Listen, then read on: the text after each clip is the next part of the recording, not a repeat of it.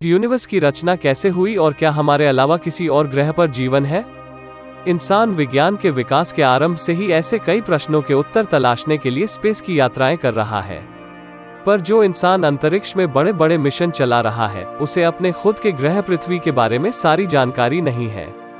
आज तक हम पृथ्वी के सिर्फ 8 मील अंदर तक ही जा सके हैं, जो कि पृथ्वी की आउटर कोर से 1400 मील दूर है, और इसी कारण पृथ्वी की संरचना के बारे में हमारा ज्ञान अभी ना के बराबर है, और जितना भी हम जानते हैं वो पूरा अनुमानों पर ही आधारित है। मेडल ऑफ ऑनर प्राप्तकर्ता एडमिरल रिचर्ड ई बर्ड ने कथित तौर पर अंटार्कटिका में एक खोई हुई सभ्यता के साथ अपनी मुलाकात को अपनी डायरी में लिखा था। वो लोग जो मानते हैं कि पृथ्वी अंदर से खोखली है के अनुसार बर्ड दक्षिणी ध्रुव में किसी अंडरग्राउंड प्राचीन जाति से मिले थे।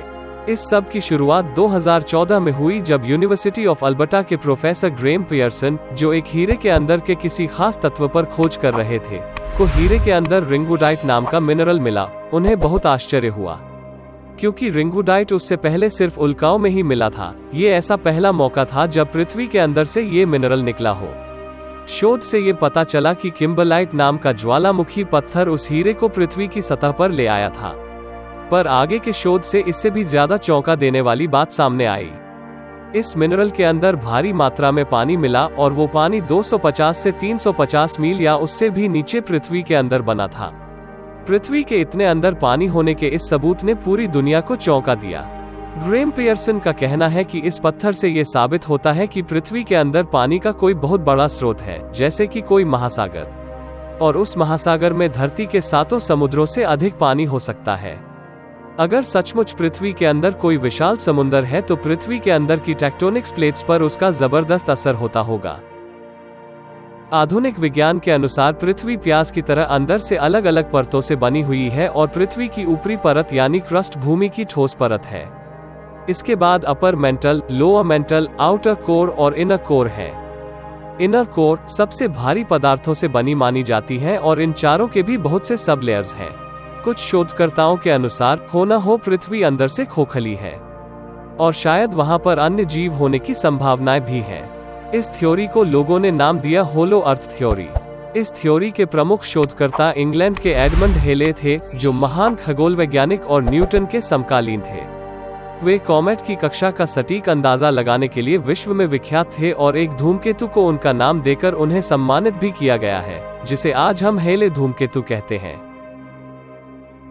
उस काल में ही हेले ने पृथ्वी की परतों का सिद्धांत बता दिया था।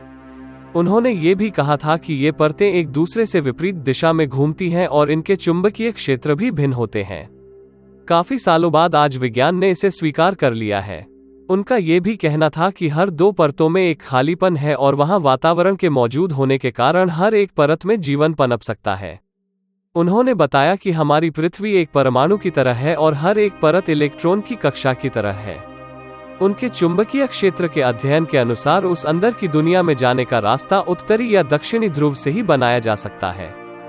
स्विस गणितज्ञ और भौतिकी के वैज्ञानिक लियोनार्ड यूलर भी हेले की बात का समर्थन करते हैं। यूलर दुनिया के आज तक के कुछ सबसे महान वैज्ञानिकों में से एक माने जाते हैं।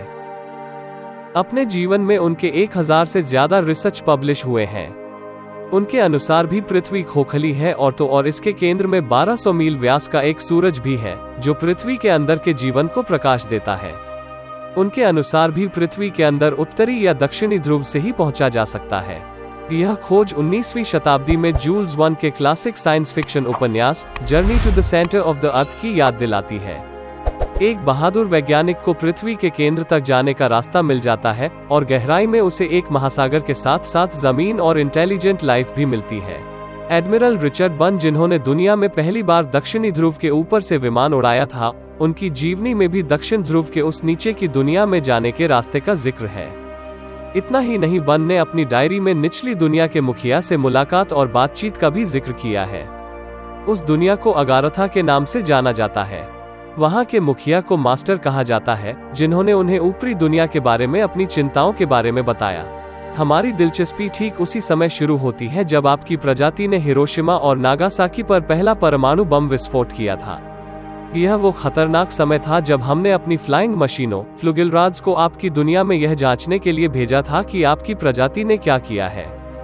हमने आपकी प्रजाति के युद्धों और बर्बरता में पहले कभी हस्तक्षेप नहीं किया है, लेकिन अब हमें करना पड़ेगा क्योंकि आपने एक ऐसी शक्ति के साथ छेड़छाड़ करना सीख लिया है जो मनुष्य के लिए नहीं है। मुख्य रूप से मेरा इशारा परमाणु ऊर्जा की ओर है। हमारे दूतों ने पहले ही आपकी दुनिया के संचालकों को संदेश दिया है और फिर भी वे ध्यान नहीं देते हैं। जाहिर है, सरकार बर्ड से पहले अगारथा के बारे में जानती थी। मास्टर के अनुसार तिब्बत, गीजा के महान पिरामिड और उत्तरी ध्रुव जैसे स्थानों से अगारथा की ओर जाने वाली सुरंगें हैं। 12वीं शताब्दी में वुलपिट शहर में मिले 2 हरे रंग के बच्चे भी नीचे की दुनिया से आने का दावा करते थे। चाहे पूरी खोखली पृथ्वी की कहानी तथ्य या कल्पना हो, यह परिकल्पना बहुत दिलचस्प है कि दुनिया में अभी भी छिपी हुई सभ्यताएं हैं। ऐसी ही ज्ञानवर्धक और मजेदार वीडियोस देखने के लिए हमारे चैनल को सब्सक्राइब करें और बेल आइकॉन को प्रेस करना ना भूलें।